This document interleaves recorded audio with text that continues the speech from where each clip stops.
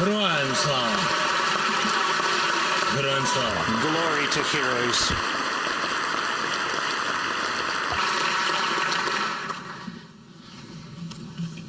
Thank you so much.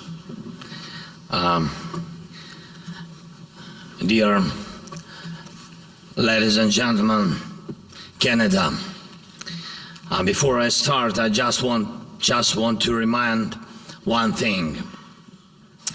This thing is very important to understand both Ukraine and Canada, and what we are up to, what we need to do, and to do together. 1983, the city of Edmonton. Its history is closely linked to the destiny of Ukraine and Ukrainian Canadian community.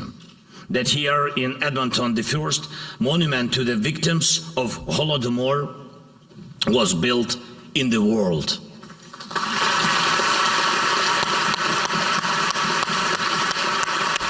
Thank you so much.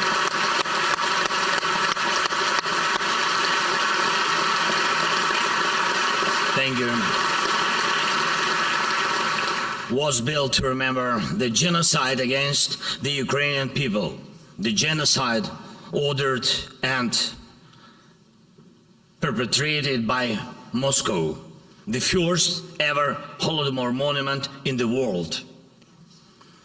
At that time, Ukraine didn't yet have memorials commemorating the victims of genocide of Ukrainians, because Ukraine was under Moscow's control back then.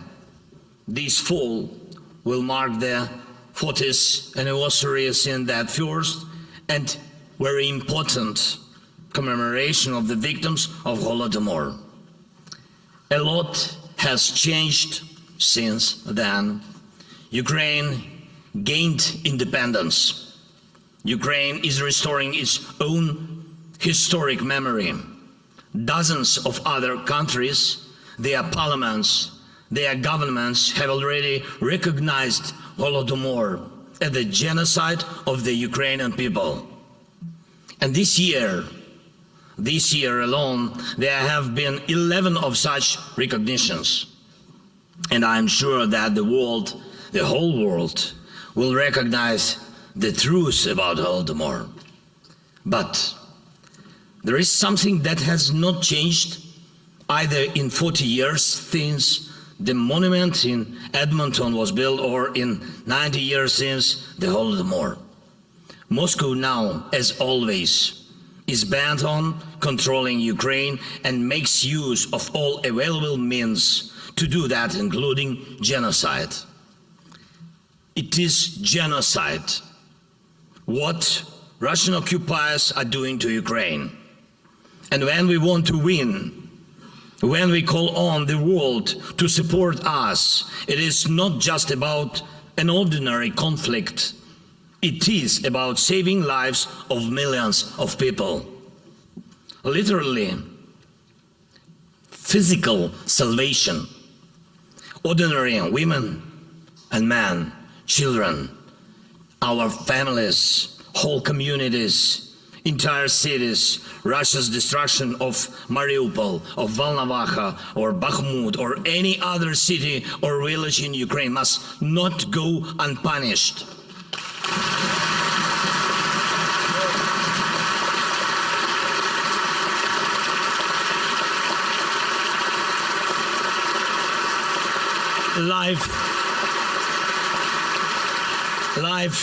Life and justice must prevail everywhere in Ukraine and for all Ukrainians. This Russian aggression must end with our victory. Yes.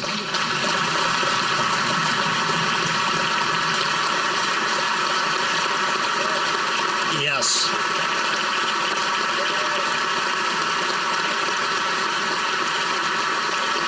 So that Russia will never bring back genocide to Ukraine and will never ever try to do so. Moscow must lose once and for all, and it will lose.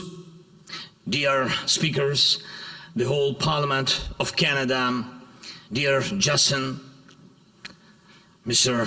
Prime Minister, ladies and gentlemen of the government, dear representatives of all the communities and cities, all citizens of Canada. In my opinion, one of the most startling qualities of your country is that justice is not an empty word for Canada. Another extremely important fact about you is that you never ever make a political bet on hatred and enmity. And you are always on the bright side of history. Thank you.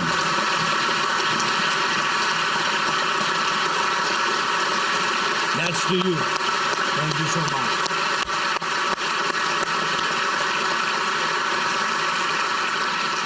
During the First World War and in the time between those terrible wars, and during the Second World War and during the Cold War, you always defended freedom. You have always defended justice. And I had no doubt that you would choose the side of freedom and justice when Russia launched a full-scale war against Ukraine. Thank you. But it is never enough only to choose the right side. You also need to be able to be a leader on the side, and you do. You are a leader, and I thank you for that, Canada. Thank you. Thank you. Thank you so much. Thank you very much for your political support for Ukraine. And this is truly support of a leader. And it is global in scale. Because when you are fighting for something, when you are fighting for good, in human nature, the false neutrality looks obviously immoral. When one sees true leaders, all others who are afraid to be real, to speak out, to fight, have only two opinions: to change or to be looked down. And I thank you, Canada, for being a real example of leadership and honesty for so many around the world, an example that inspires others to defend life. Canada's support for Ukraine with weapons and equipment has allowed us to save thousands of lives. This includes air defense systems, armored vehicles, artillery shells, and very significant assistance in demining. Thank you so much. Canada's leadership in sanctions against Russia for this war and terror really encouraged others in the world to follow your lead. And I'm especially grateful for your extremely strong 100% leadership support of the Ukrainian movement to NATO. For your strong participation in training our soldiers. It's very important. It's already a tradition that Canada trains those who defend the world. Thousands. Yes.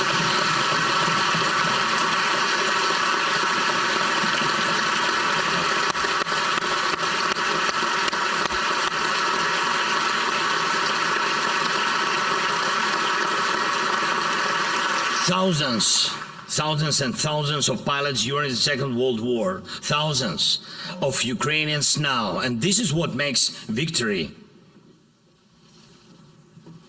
strong, victory indispensable, training. Thank you for this. Thank you for your economic support, for helping Ukraine to get rid of its dependence on Russian nuclear fuel. And this is progress, not only for us, really, Ukraine and Canada together with their partners and really friends are demonstrating to everyone that it is quite realistic to completely cut off our ties with dubious Russian nuclear technologies, in addition to be purely technological danger The Russian nuclear industry also serves Moscow's political expansion. Russia uses nuclear technology and construction of nuclear power plants like gas and oil for political attacks against the sovereignty of other nations. Russia is trying to break the sovereignty of others through its manipulation of energy resources, all energy resources. So the more nations are free from Russian energy resources, the sooner energy in the world will once again become just an energy resource. Not a weapon.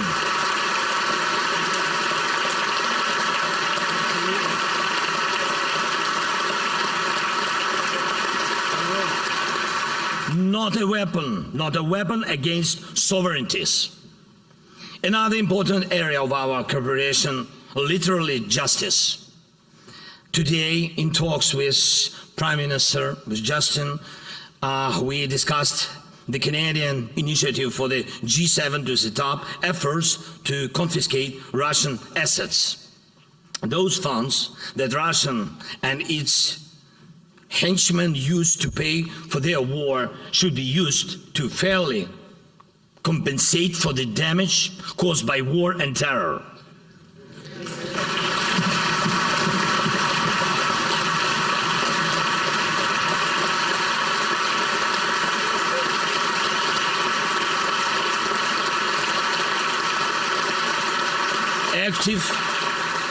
Active and global work is also required to bring Russia to justice for the crime of aggression itself and for absolutely all crimes from this aggression. All deaths, every deportation of every child, every adult, every life needs to be protected. And every attacked nation needs justice to rule. The world needs it too, so that other potential aggressors can see that war ends in verdicts for the aggressor. And I urge you, Canada, to extend your ability to lead to other countries, especially in this matter of justice, of prosecuting the aggression, of compensation for aggression, of making the aggressor feel how strong justice is. And most of all, I would like to thank you, Canada, for the purely human thing, for making Ukrainians feel at home when they are here in Canada. Thank you. Thank you. Thank you so much. Thank you so much.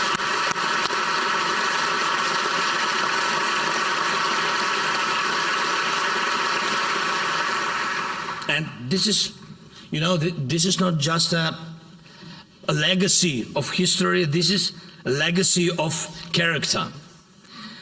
The Ukrainian-Canadian community is about millions of Ukrainian destinies that have become the destiny of Canada with all its diversity of communities. Freedom, loving, courage, our special inner call for justice.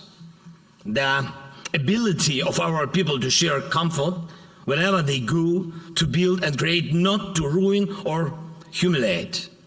Ukrainian flags in Canada are a part of everyday life as absolute trust to Canada in Ukraine. In fact, such proximity provides many answers, including answers to the question about this war. Can we give up? No. Can we betray the good in human nature? No. Can we agree to evil? No. Can we allow our identity to be erased? No. Ukraine and Canada are the same. We stand and we fight for life. Ukraine, not genocide, will be victorious in this war. People will be the winners, not the Kremlin. Freedom will be the winner. Justice will be the winner. You can know this for sure about us, because you know for sure about yourself that you would never submit to evil.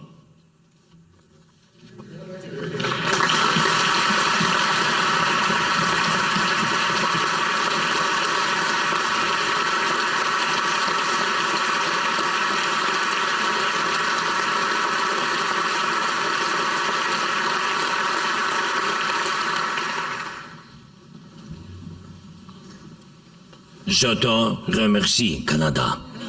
Thank you, Canada.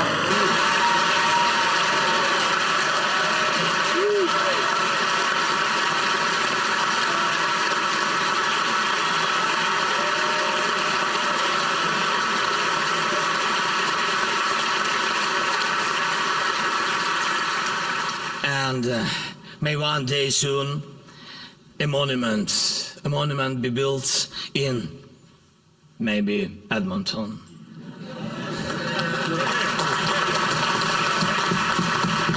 As in other cities of the world and in the cities of Ukraine, to honor the victory of our people in this war. Our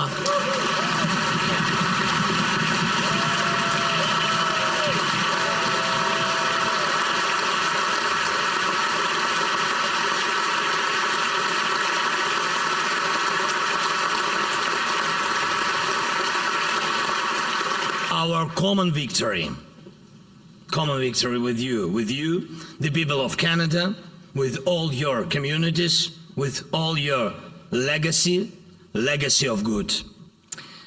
Ladies and gentlemen, today me and my beautiful First Lady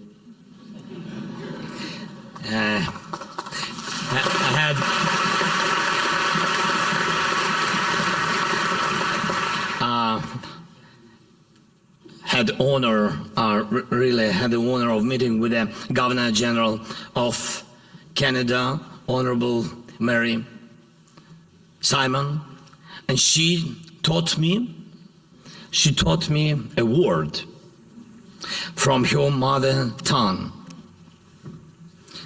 Ayuinata. She said the meaning of this word is don't give up, stay strong against all odds. And so shall it be. Ayuinata, Canada, Ayuinata, Ukraine. Слава Україні!